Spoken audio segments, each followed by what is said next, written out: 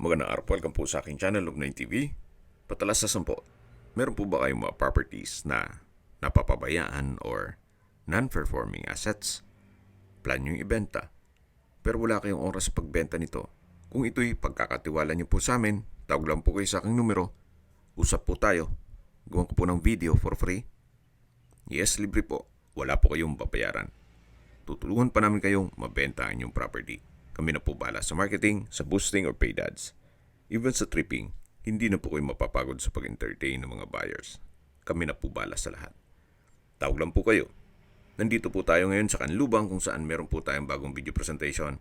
Isang residential property na may lot area na 86 square meters. Ito po'y titulado. Buhay po ang may-ari kaya wala po kayong maging problema sa documentation o sa transfer ng title. Ito po'y 2-story house na meron pong basement. Ito po yung covered na garahe. At pasensya na kung medyo makalat gawa ng biglaan po ang pag-video shoot. At papalik na ng Canada si owner. Kaya kung sakali man po ang interested buyer ay nasa Canada o nasa Amerika, mas mapapabilis po ang inyong transaksyon. Gawa ng nandyan din po sila. Ito po yung main door, may aluminum screen door at solid wood. Then dito naman po yung living area o salas na napakalaki po ng espasyo. Naka-tile flooring, maayos din po ang pagkapintura. Meron din pong center lamp. Maayos din po itong ceiling. At dito naman po yung dining area at kitchen. May dalawang steps na hagdan. So sa espasyo, malaki naman po. Maayos din po ang ceiling at pintura ng walls. Then, ito naman po yung tiled kitchen countertop na may double stainless sink with faucet. Naka-tiled flooring na rin po dito. Then, check po natin itong unang kwarto. At ginawa nilang stock room sa ngayon. Okay, labas na po tayo. At check natin yung ibang parte nitong bahay. So ito po yung unang kwarto. At balik ulit tayo dito sa may dining area. At yung kitchen. Yan po yung hagdan. Mamaya po akyat tayo dyan. At dito naman po yung common toilet and bath. Na may PVC door. Then naka-tile bathroom wall. May hand wash basin at water closet. Then dito naman po sa side na to ay yung basement. Mamaya po i-check natin yan. At yan po yung garahe.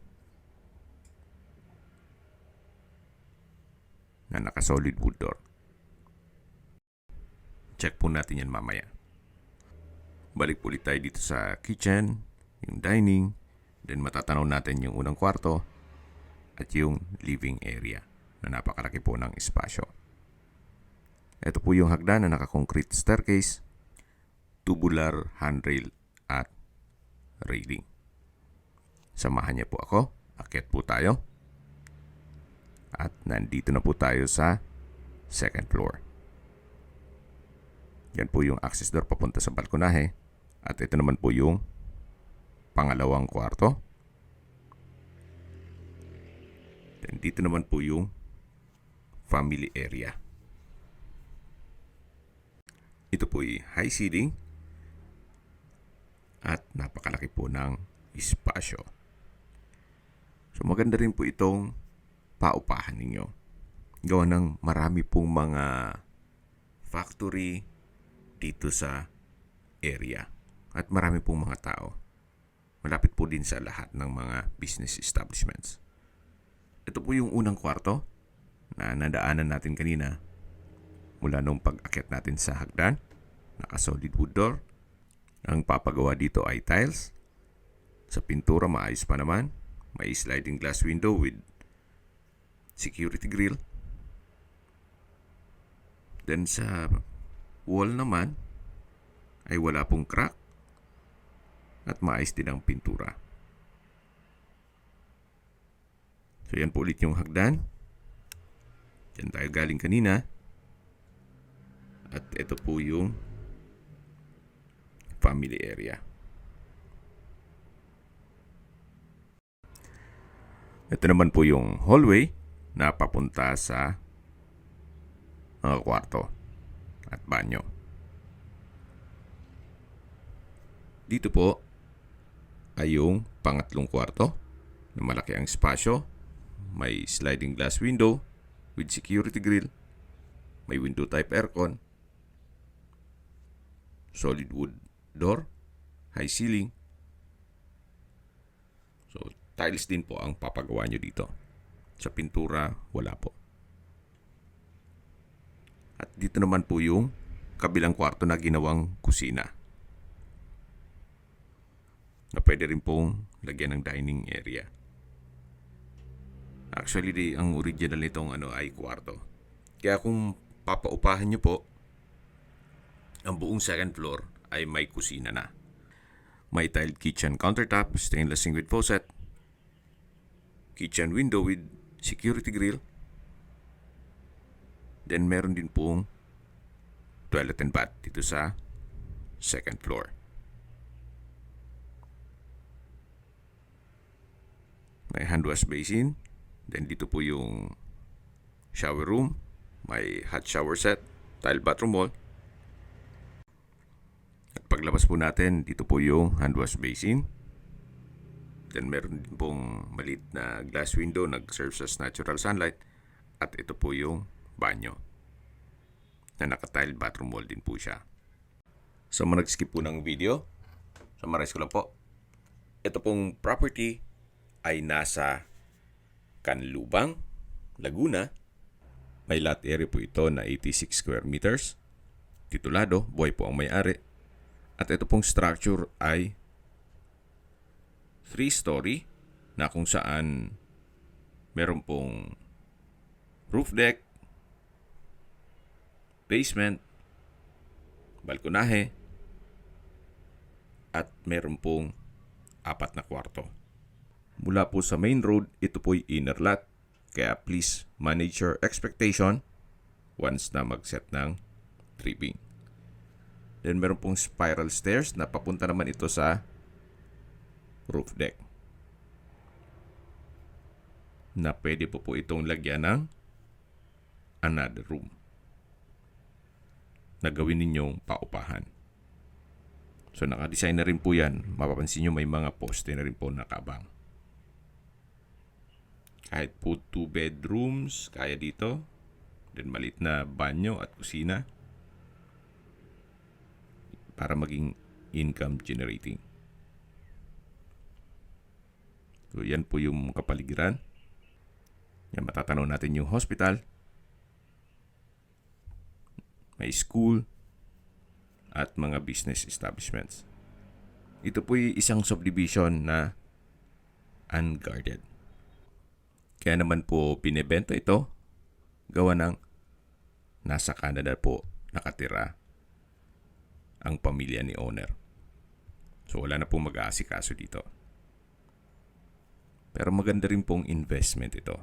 Gawa ng mura lang po nila ito binebenta. So imagine may basement, 2-story house with roof deck. Doon pa lang po sa construction cost, medyo panalo na kayo. Kung magpapagawa kayo ng ganitong kalaking bahay, baka kulangin yung asking price ni owner. Sa dulong parte ng video, pag-usapan po natin ito. At dito na po tayo sa basement. Yan po yung garahe. Medyo madilim po pero malawak naman po yan. Upon tripping, i-check po natin. Sa distance, location at travel time portion na po tayo. Mula po sa Talipapa o sa market at Calamba City Hospital, ang distance is 500 meters at ang travel time is 3 minutes. Opo, napakalapit lang po nito sa mismong hospital at sa mga business establishments. At yan po yung laging binabanggit sa aking video na dapat nyo i-consider sa pagkat ng property yung meron pong malapit na hospital. Hindi ko naman po sinasabing sakitin kayo. Yan naman po for emergency purpose lang naman. At mula naman po sa Carmel Ray Industrial Park. Ang distance is 2.2 kilometers at ang travel time is 8 minutes. Mula naman po sa iMall Canlubang, Merhelp Christian College, Camp Vicente Lim, Global Care Medical Center. Ang distance is 3.3 kilometers at ang travel time is 11 minutes. Mula naman po sa South Luzon Expressway, Silangan Exit, ang distance is 6.2 kilometers at ang travel time is 18 minutes. Kung manggagaling naman po sa Manila o sa airport, ang distance is 45 kilometers at ang travel time is 1 hour and 4 minutes. Okay, sa presyo na po tayo. Binibenta po ito ni owner sa halagang 3.9 million pesos net. Ibig kong sabihin si buyer na po ang sasagot sa lahat ng taxes at expenses with regard to documentation. Kung may mga katanungan po kayo, tawag lang po kayo sa aking numero. At sa mga kababayan naman natin nasa ibang bansa, meron po akong Telegram. Sa mga iPhone user naman may iMessage. Meron din pong Imo, Skype, Viber at WhatsApp. Same number lang po, 0917-316-3399. Sa mga nagtatanong naman po ng aming Facebook, meron po aming Facebook page na Nov9TV at Facebook Reel Video. Meron din pong TikTok at Instagram.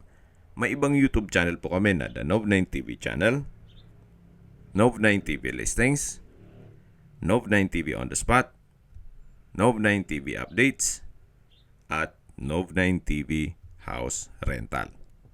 Sana po naibigan nyo ang video presentation. Paki-like and subscribe na lang po sa aking channel para ma-update din po kayo sa aking future listings. Kung sakali po hanap nyo mas malaking sukat na lupa, meron din po kami ibang listing sa pwede nyong pagpilian. Huwag po kayong mag-atubiling tumawag sa amin, then let us know your budget para malaman namin kung anong property pwede namin ilok sa inyo. Sa lahat pong viewers, subscriber at nagtiwala po sa amin, salamat po sa suporta. Ingat po kayo lagi at yung pamilya. Maraming salamat po.